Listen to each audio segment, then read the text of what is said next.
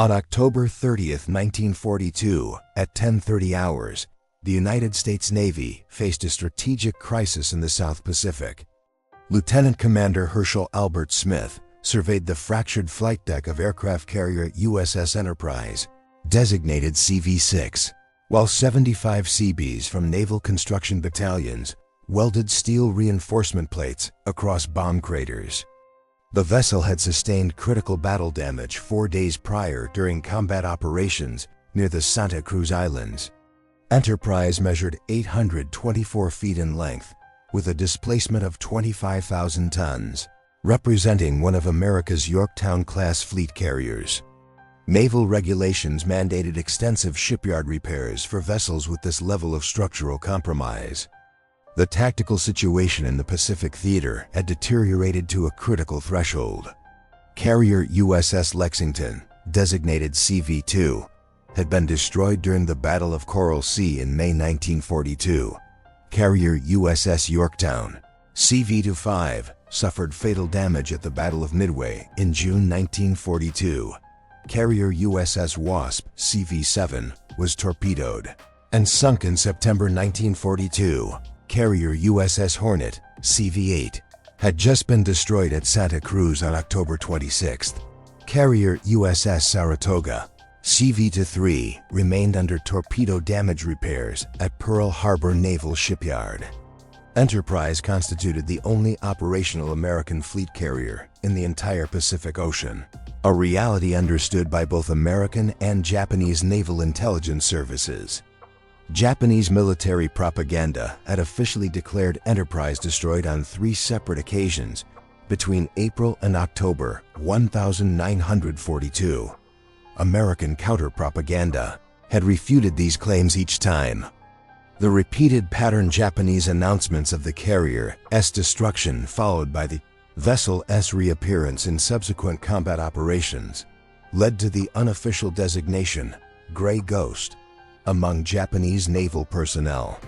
The nickname reflected both frustration and grudging respect for what appeared to be an unsinkable warship. Lieutenant Commander Smith had served as Enterprise's damage control officer since April 1942, a 1922 graduate of the United States Naval Academy from Michigan. Smith possessed specialized expertise in naval architecture, structural engineering, and damage containment procedures. He had committed to memory every structural frame, watertight bulkhead, fire suppression system, electrical distribution network, and ventilation trunk throughout the carrier's interior spaces. This comprehensive knowledge eliminated his dependency on technical blueprints during emergency situations, enabling immediate visualization of damage propagation patterns and appropriate countermeasures. Smith implemented rigorous training protocols for damage control parties. Personnel drilled continuously on fire suppression, flooding containment, and structural shoring procedures. Training exercises occurred under varied conditions, including darkness, rough seas, and simulated battle damage scenarios. The objective was developing muscle memory responses that would function automatically under combat stress when conscious decision-making became impaired. During the Battle of the Eastern Solomons in August 1942, Enterprise sustained bomb damage that penetrated 3 deck levels. Smith responded immediately, directing fire suppression teams to establish containment perimeters, while electrical crews rerouted power through undamaged distribution networks. Pumping teams cleared flooded compartments systematically. The carrier remained operational despite significant structural damage. At Santa Cruz in October, Enterprise absorbed 2 direct bomb hits and near-miss underwater shock damage within a 5-minute period. Smith coordinated emergency responses from below deck, as explosions caused lighting failures and structural collapses. His damage control parties extracted trapped personnel, suppressed multiple fires, contained progressive flooding, and prevented ammunition magazine detonations that would have destroyed the ship. If you appreciate evidence-based World War II naval history presented with documentary accuracy, please like this video and subscribe to our channel. Leave a comment indicating your location. We value our international audience. Your engagement helps us continue producing comprehensive historical content. The Santa Cruz damage assessment revealed severe structural compromise. 2 armor-piercing bombs had penetrated the flight deck and detonated in interior spaces. The forward aircraft elevator mechanism was jammed inoperative. Near-miss explosions had buckled hull plating on the starboard side, creating a visible bulge and compromising watertight integrity. Fuel storage tanks leaked aviation gasoline. According to standard naval engineering protocols, Enterprise required minimum 3 months in a fully equipped naval shipyard for proper repairs. At Noumea, New Caledonia, Smith supervised emergency restoration using 75 Seabee's construction specialists rather than naval damage control technicians. These personnel possessed welding, carpentry, and mechanical skills applicable to improvised repairs. Smith identified critical repair priorities and explained technical requirements. Seabee teams worked continuous shifts across 4 days. Welding crews consumed hundreds of electrode rods fabricating steel reinforcement plates for bomb craters. Carpenters shaped wooden plugs and filler pieces for irregular damage openings. Mechanics jury-rigged the jammed elevator using cable and pulley systems. The repairs met minimum operational standards rather than peacetime quality specifications. When Enterprise departed Noumea on November 11th, Smith understood the vessel's vulnerabilities. Additional bomb impacts near previous damage sites could overwhelm hastily welded repairs. Torpedo hits against the buckled hull section would cause catastrophic flooding exceeding pump capacity. The carrier could sink within minutes under specific damage scenarios. However, Smith also recognized that naval combat inherently involved accepting calculated risks.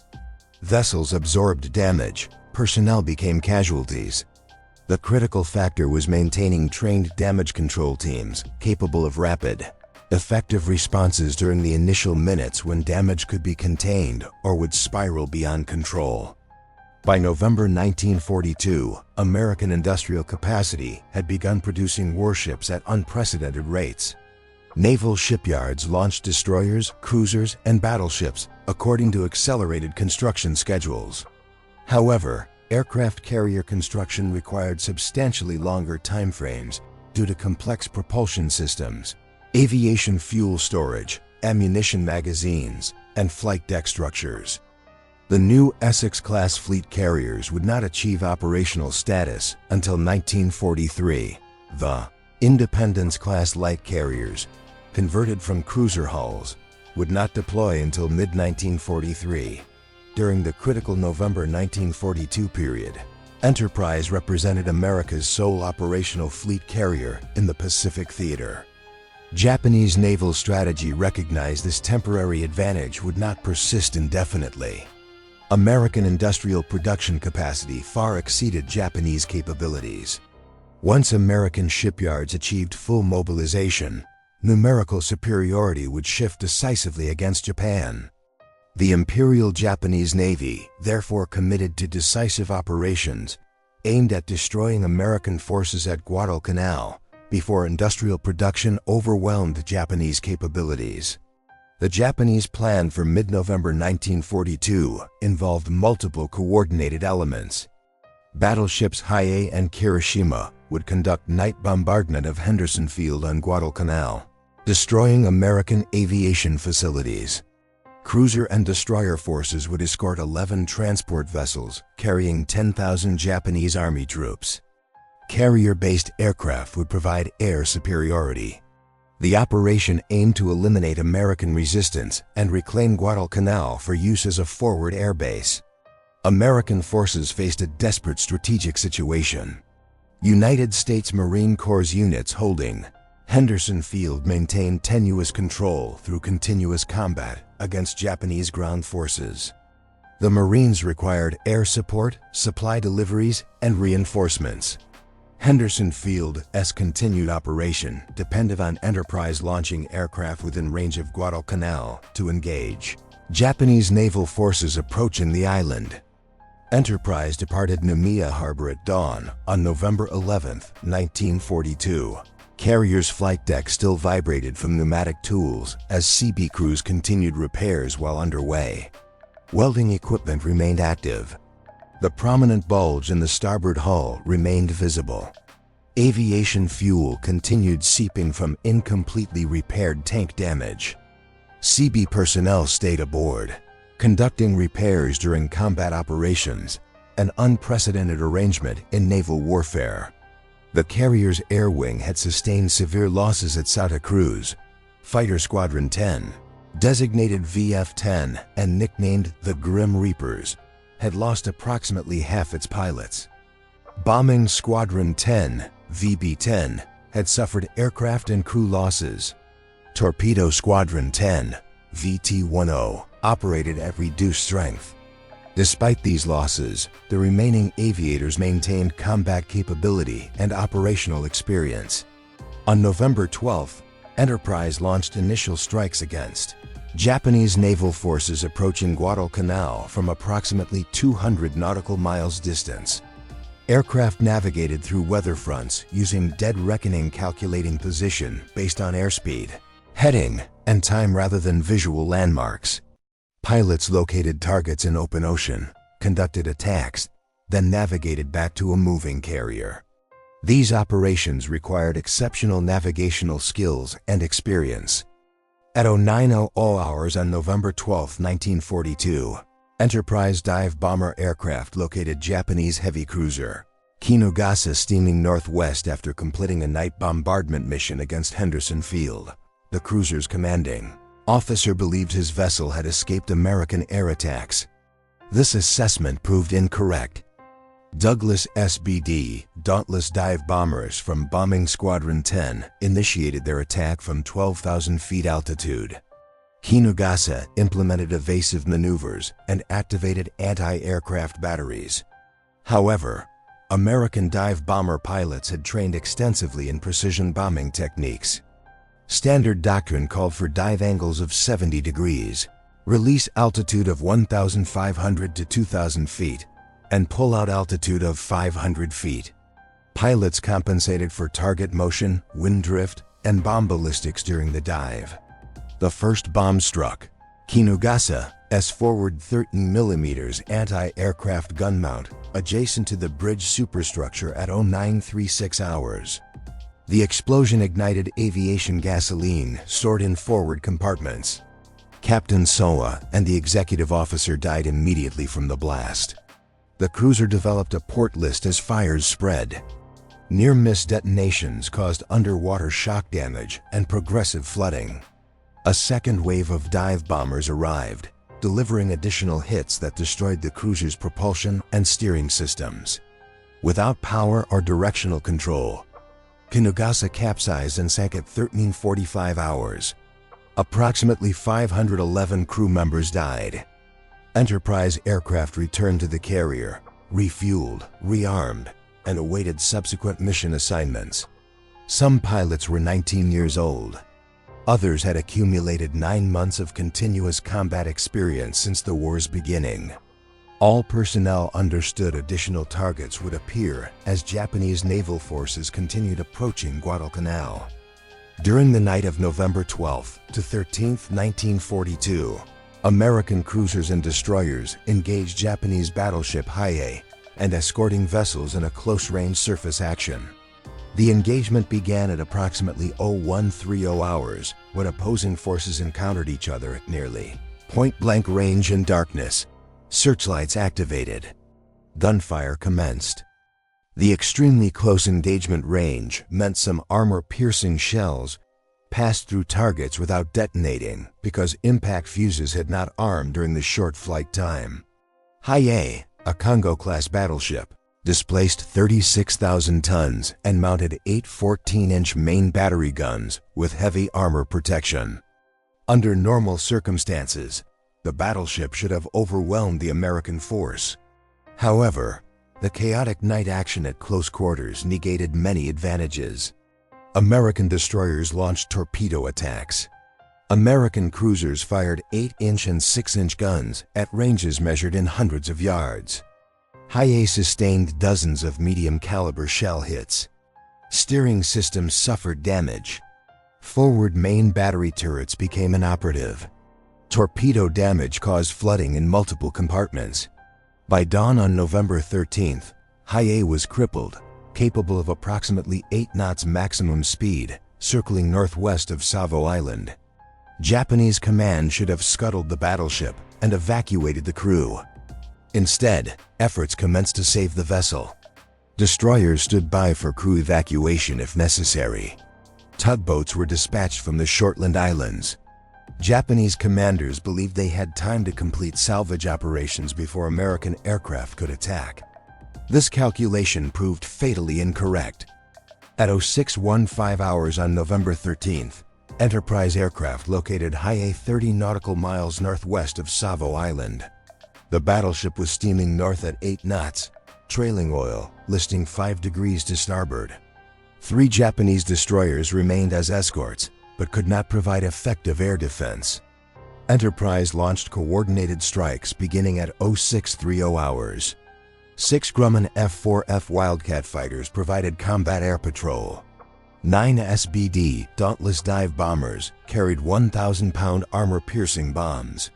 6 Grumman TBF Avenger torpedo bombers carried Mark 13 torpedoes. The formation located High-A at 07:20 hours. Dive bombers attacked first from 10,000 feet altitude. High-A's damaged steering prevented effective evasive maneuvering. Bombs struck near the forward turret and amidships, starting fires. Torpedo bombers attacked from low altitude, approximately 200 feet, releasing torpedoes at 1,500 yards range. High-A's anti-aircraft batteries fired continuously. 1 TBF Avenger was shot down and crashed into the ocean. Other torpedoes ran true, with at least 2 striking the port side. Underwater explosions opened the hull to flooding. Marine Corps' aircraft from Henderson Field arrived subsequently. Additional dive bombers and torpedo bombers attacked in waves. United States Army Air Force's B-17 heavy bombers from Espiritu Santo joined the attack, dropping bombs from 20,000 feet altitude. B-17 bombers could not achieve precision accuracy from that altitude, but saturation bombing ensured some hits on such a large target. Strike waves continued through morning and afternoon. Enterprise launched second strikes at 09:00 hours and third strikes at 1100 hours. Marine squadrons rotated through from Henderson. Army bombers maintained attacks. Japanese Zero fighters attempted combat air patrol over High-A, but were overwhelmed by numerical superiority. By 1400 hours, High-A had sustained an estimated 5 to 8 torpedo hits and 7 to 8 bomb hits. The hull was breached in multiple locations. Water flooded lower decks faster than pumping capacity. Fires burned uncontrolled throughout the ship. The captain ordered crew evacuation. Destroyers came alongside to remove survivors. At 18:15 hours, as sunset approached on November 13th, Japanese personnel scuttled High-A using demolition charges. The battleship sank in evening darkness. Approximately 188 officers and men died. However, Japanese naval forces continued advancing. Additional cruisers, destroyers, and battleship Kirishima approached Guadalcanal for another bombardment attempt. 11 transport vessels carrying 10,000 Japanese Army troops continued steaming south. On November 14, 1942, Enterprise bomber aircraft located the Japanese troop transport convoy at 08:00 hours. 11 vessels in tight formation were steaming directly toward Guadalcanal at 12 knots. Each transport carried between 800 and 1,000 Japanese Army soldiers, veteran troops from the 38th Division with combat experience from China campaigns. The vessels also transported artillery pieces, tanks, ammunition, and supplies for a major offensive. If these forces successfully landed, they could overwhelm Marine Corps defenders holding Henderson Field. Enterprise dive bombers initiated attacks at 08:30 hours. SBD Dauntless aircraft rolled into 70-degree dives from 12,000 feet, accelerating to 280 miles per hour, releasing 1,000-pound bombs at 1,500 feet, then pulling out at 500 feet under crushing G-forces. The transport vessels had no defensive chance. As cargo ships rather than warships, they featured thin hull plating, no armor protection, and carried volatile aviation fuel plus ammunition. Transport Kinugawa Maru was struck amidships by a 1,000-pound bomb that penetrated to the engine room before detonating. The vessel broke in half and sank within minutes. Approximately 300 soldiers went down with the ship. Transport Canberra Maru absorbed 3 direct hits. Fires spread through cargo holds. The captain attempted to beach the vessel, but it sank before reaching shore. Approximately 450 personnel drowned. Transport Brisbane Maru took 2 bomb hits. One struck the forward cargo hold containing ammunition. The resulting explosion destroyed the bow section. The ship sank stern first. Marine Corps' aircraft from Henderson Field joined the attack at 0900 hours with additional dive bombers. The convoy dispersed as individual vessels attempted independent escapes. However, the water depth in this region exceeded 2,000 fathoms. Survivors could not swim to shore, they drowned. United States Army Air Force's B-17 bombers arrived at 0930 from Espiritu Santo, attacking from high altitude. While B-17 bombing accuracy from altitude was inferior to dive bombing, the large transport vessels presented substantial targets. Additional hits caused more fires and sinkings.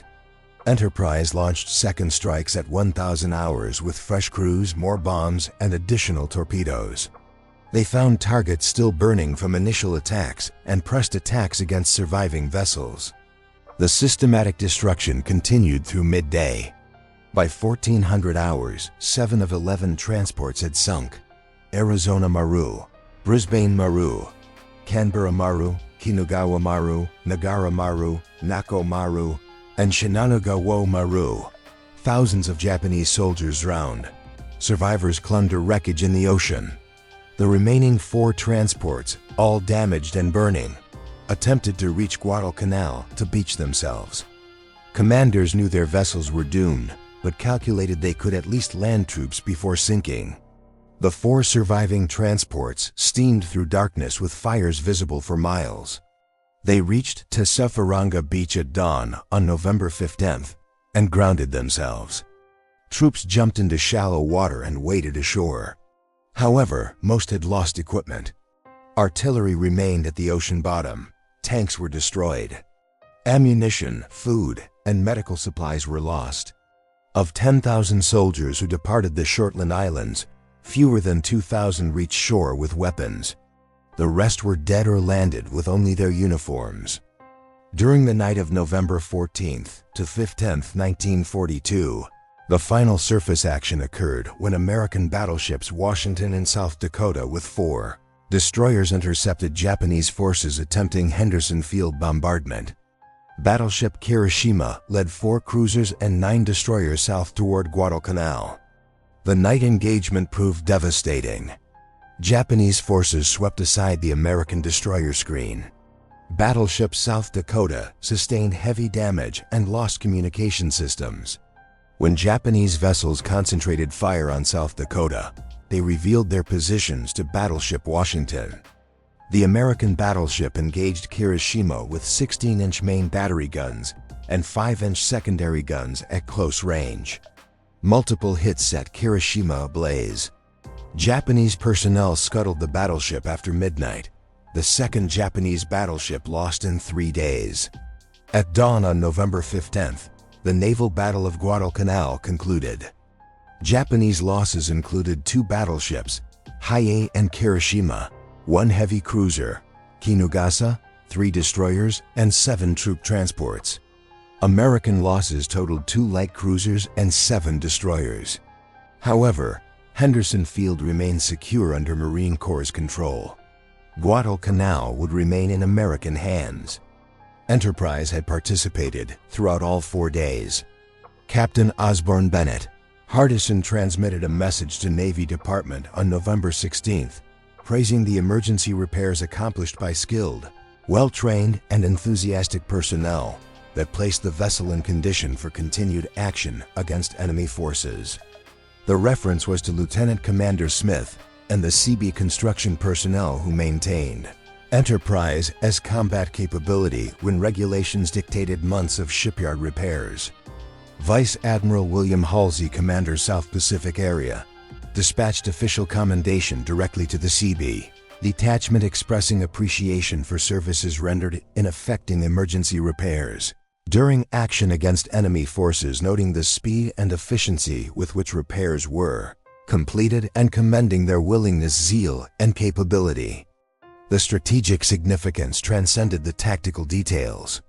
One damaged carrier maintained operational by a damage control officer and 75 construction workers contributed to sinking 2 battleships, 1 cruiser, and 7 transports, helped save Guadalcanal, and helped shift the Pacific War's momentum. Japanese forces never attempted another major offensive at Guadalcanal after November 1942.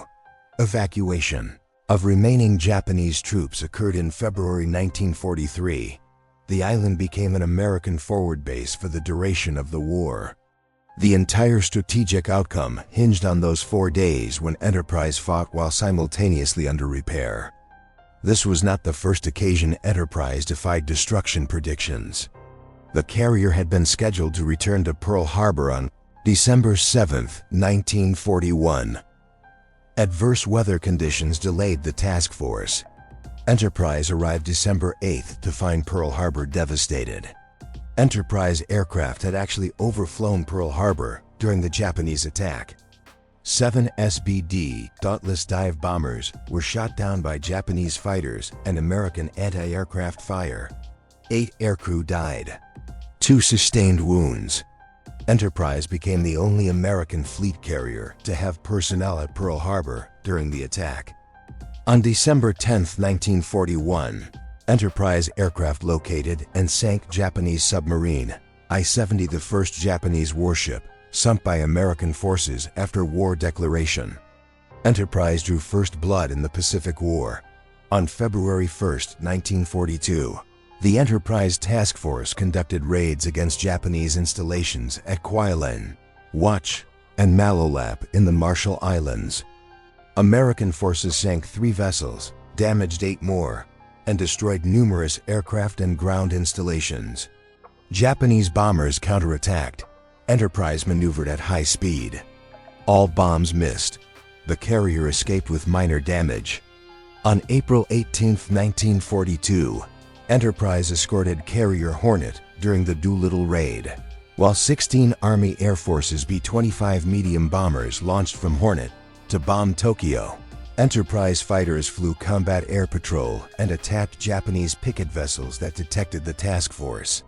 The raid shocked Japan, demonstrated homeland vulnerability, and forced redeployment of air defense assets from frontline positions to home island protection. On June 4, 1942, occurred the Battle of Midway, the decisive carrier engagement of the Pacific War. Enterprise served as flagship for Rear Admiral Raymond Spruance, one of the United States Navy's most capable tactical commanders.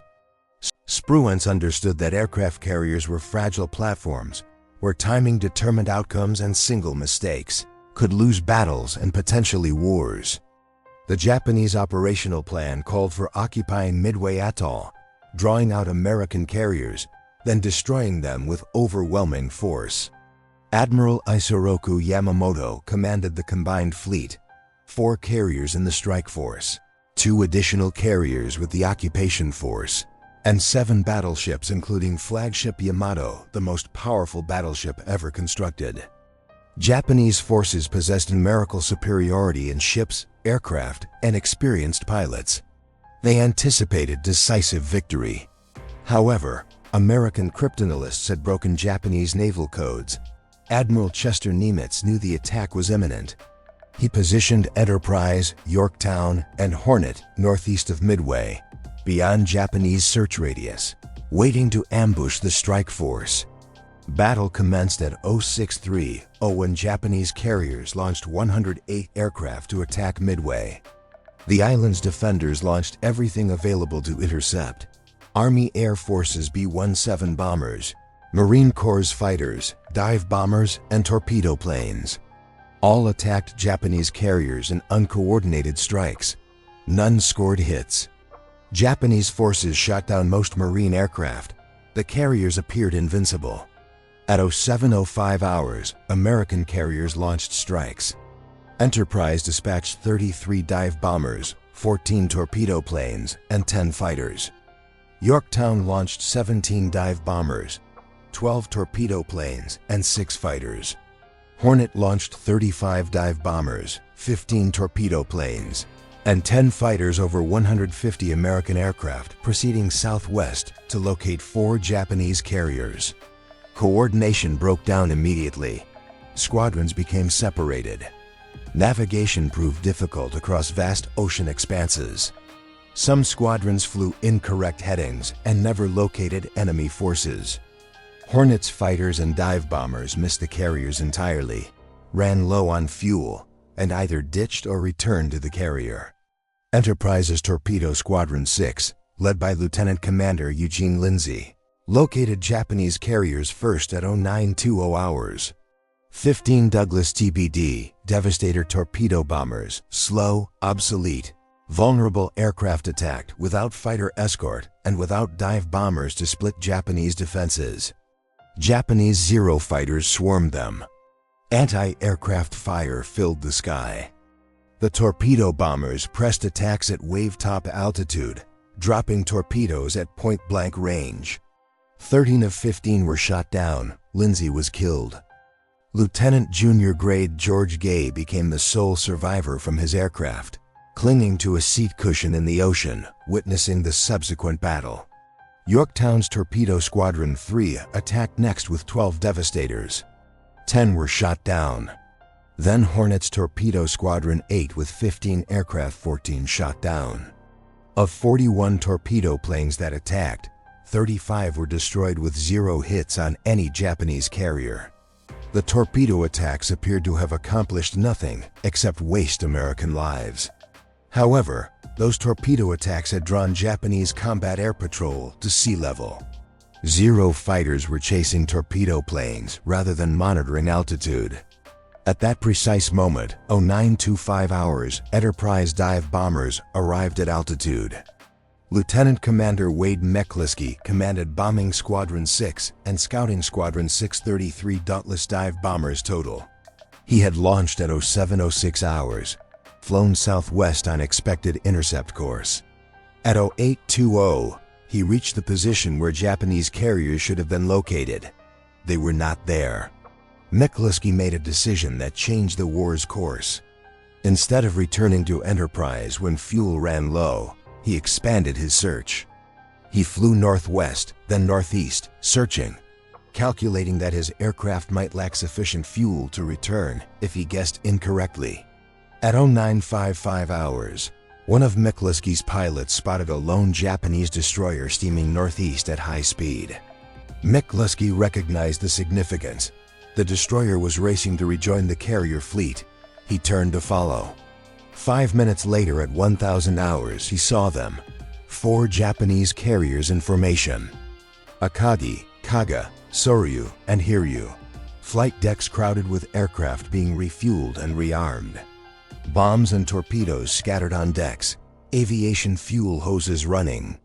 The carriers were maximally vulnerable. McCliskey did not hesitate. He divided his formation. 17 dive bombers would attack Kaga. 16 would attack Akagi.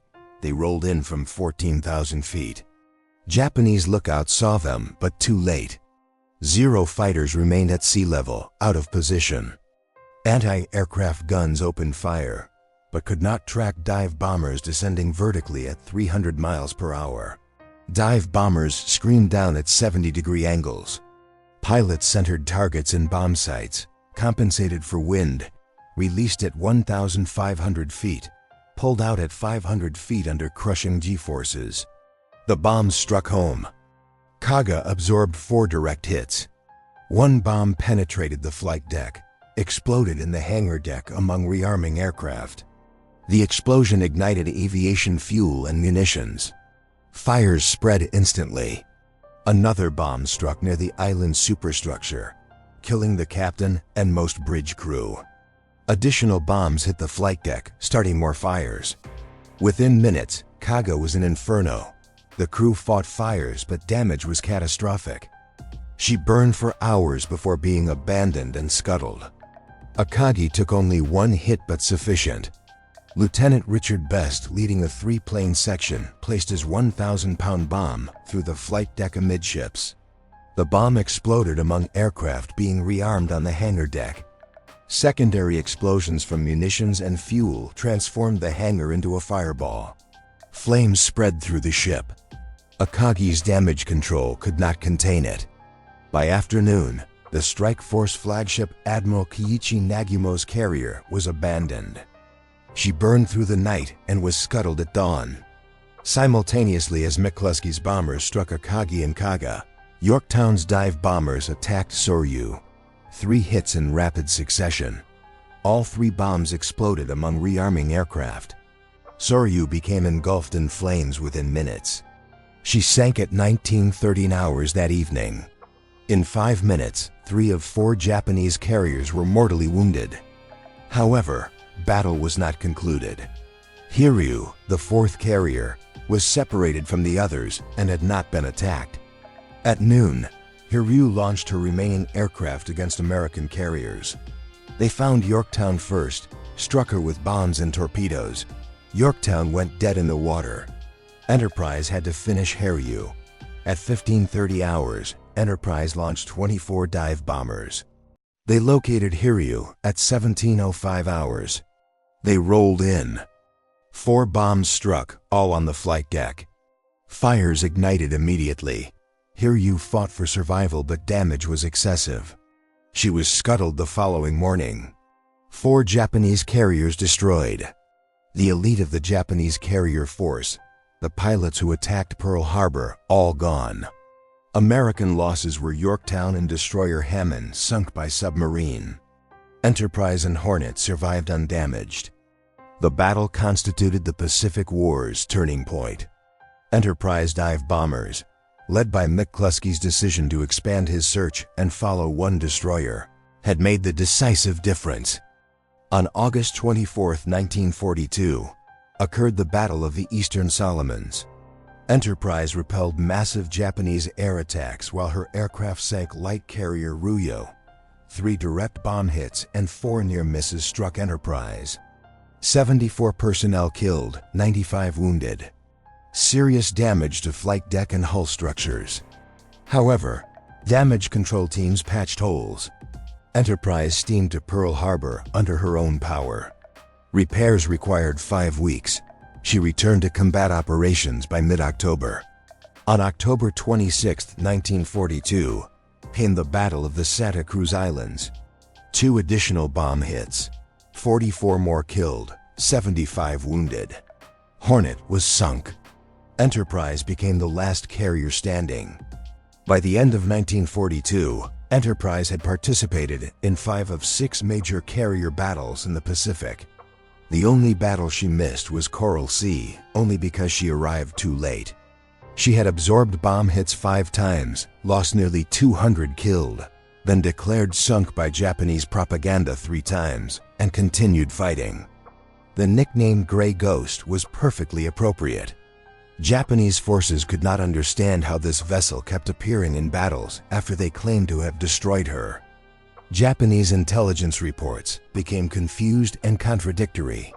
Some Japanese commanders theorized there must be multiple ships named Enterprise. Others believed American damage control capabilities exceeded Japanese estimates. The truth encompassed both factors. American damage control doctrine surpassed Japanese practice.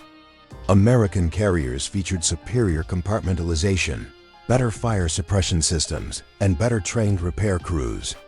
However, Enterprise possessed something additional: Lieutenant Commander Smith. The Seabees, captains like Hardison, who would take damaged ships into battle because missions demanded it. pilots who flew until aircraft fell apart, then flew borrowed aircraft, and a crew that believed their ship was special, could not be sunk, would survive anything. In 1943 and 1944, as new Essex-class carriers joined the fleet, Enterprise's role evolved. She was no longer alone, but remained engaged. She participated in the Gilbert Islands Campaign, Marshall Islands Campaign, Strikes Against Truk, Mariana Islands Campaign, Battle of the Philippine Sea, and Battle of Leyte Gulf. At Leyte Gulf in October 1944, the largest naval battle in history, Enterprise aircraft sank 3 enemy vessels and destroyed 52 enemy aircraft, more than any other carrier in the battle. She absorbed 2 kamikaze impacts, but damage was minor.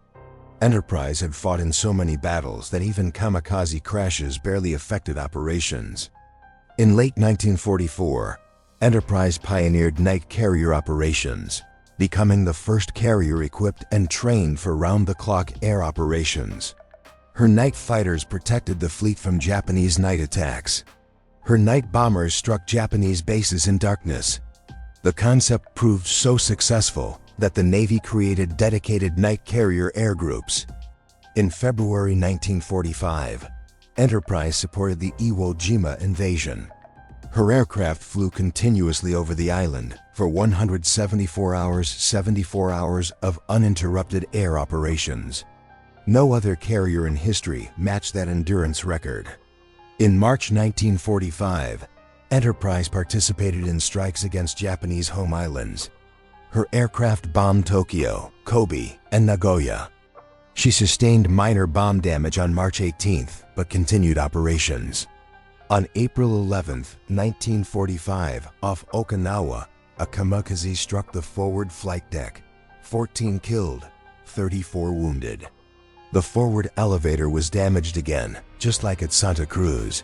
Enterprise steamed to Ulithi for repairs. On May 14, 1945, back at Okinawa, another kamikaze penetrated the flight deck and exploded near the forward elevator. 13 killed, 68 wounded.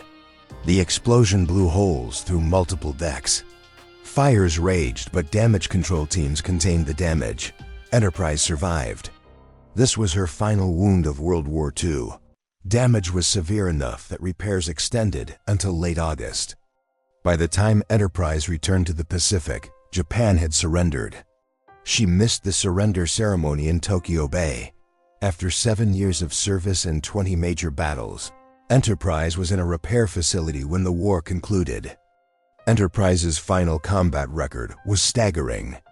911 enemy aircraft shot down by her fighters and gunners. 71 enemy ships sunk by her bombers.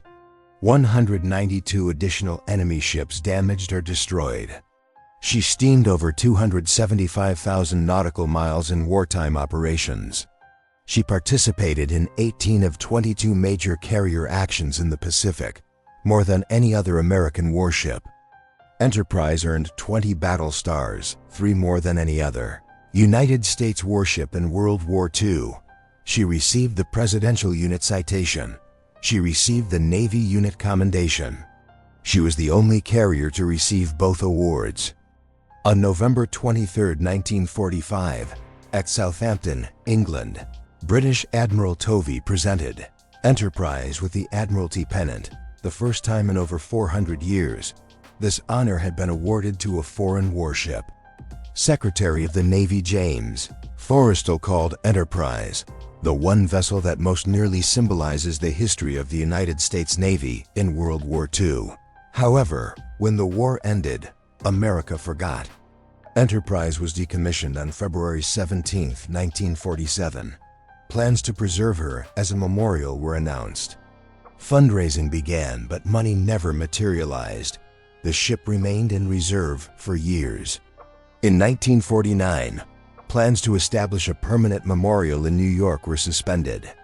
Subsequent preservation attempts failed. On July 1, 1958, Enterprise was sold to Lipsit Corporation for scrapping. By March 1960, she was gone cut up for scrap metal at Kearney, New Jersey. The most decorated ship in United States Navy history. the carrier that fought from Pearl Harbor to Okinawa, the gray ghost that refused to die in battle, was destroyed by accountants and public indifference. Some components survived. Her bell went to the Naval Academy at Annapolis. Her stern nameplate went to Rivervale, New Jersey. An anchor went to Washington Navy Yard. A few portholes and fittings were saved by veterans. The ship itself was erased. Lieutenant Commander Herschel Smith, the damage control officer who kept Enterprise fighting through 20 battles, retired from the Navy as a captain. He never received major decorations for his work. Official records credited Enterprise's survival to her design and crew. Smith's name appeared in some after-action reports, nothing more. Captain Osborne Bennett Hardison, who commanded Enterprise during desperate November 1942 battles, rose to vice admiral before retiring. He died in February 1959 from injuries sustained in an automobile accident. He was buried at Arlington National Cemetery. His papers are preserved at the University of North Carolina. The Seabees who repaired Enterprise while under fire at Guadalcanal returned to construction work after the war. Most never discussed what they had accomplished. They were construction workers, not heroes. They built things, that was all. Wade McCluskey, the air group commander who led Enterprise bombers to victory at Midway, retired as a rear admiral. He died in 1976. His decisions at Midway when he spotted a lone Japanese destroyer and followed it to find the enemy fleet changed the war's course. Few people remember his name. 30,000 personnel served aboard Enterprise during her 9 years of active service. 103 enlisted personnel and 1 officer earned all 20 battle stars awarded to the ship, serving through every battle from Pearl Harbor to Okinawa. Their names are preserved in Navy records. Their stories are mostly forgotten. In 1958, the same year Enterprise CV-6 was sold for scrap, the Navy commissioned a new carrier, USS Enterprise CV-65, the first nuclear-powered aircraft carrier in history. She served 51 years, longer than any other carrier. Commissioned November 1961, she deployed to the Mediterranean and Pacific, participated in the Cuban Missile Crisis, served multiple tours in Vietnam, conducted operations in the Indian Ocean and Persian Gulf. The name endured through decades of Cold War and beyond. In the future, another Enterprise will be built. CVN-80, a Ford-class supercarrier, is scheduled for completion in the 2030s. The name will not die. The tradition continues. However, the original Enterprise, the Gray Ghost, the carrier that fought from Pearl Harbor to Okinawa, exists now only in photographs, memories, and stories passed down by those who served. There is a lesson in how Enterprise was lost. America spent billions building her. Thousands served aboard her. She fought in every major Pacific War battle.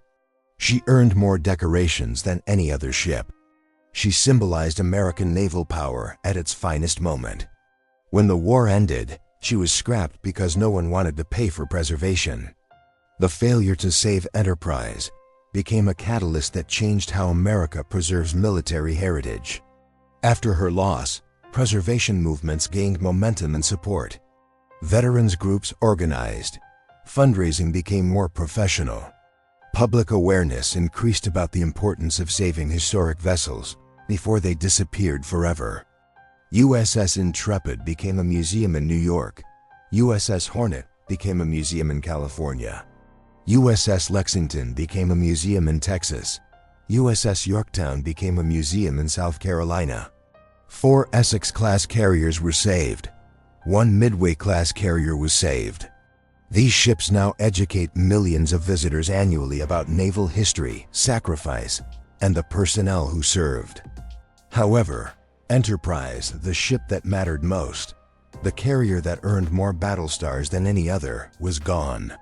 That loss taught America a lesson it would not forget. In 1991, a historian researching carrier operations in World War II discovered the complete Enterprise story in Navy archives. War damage reports, action reports, citations, crew rosters. The narrative of how one carrier damaged at Santa Cruz and repaired by Seabees fought through the Naval Battle of Guadalcanal and changed the Pacific. War. The historian attempted to locate veterans for interviews. Many had died. Some remained. They were in their 70s by then. They remembered. They remembered the smell of aviation fuel and burning metal. They remembered the sound of aircraft engines and anti-aircraft guns. They remembered the feeling of deck shaking under bomb impacts. They remembered their shipmates who died. They remembered November 1942, when Enterprise was the only American carrier remaining, when she sailed into battle while still under repair, when Seabees welded steel plates on her flight deck while Japanese aircraft attacked. They remembered that their ship made the difference. That is how naval power actually functions in warfare. Not through the newest ships or largest guns, but through sailors and officers who keep damaged ships, fighting through construction workers who repair carriers under fire, through pilots who fly one more mission when exhausted beyond safe, limits through damage control teams who fight fires and patch holes while the ship heads back into combat. Enterprise was the most dangerous American warship of World War II, not because she was the biggest or newest or most advanced. She was dangerous because she would not quit. She was dangerous because her crew believed she could not be sunk. She was dangerous because every time Japanese forces declared her destroyed, she reappeared. The Gray Ghost, the ship that refused to die.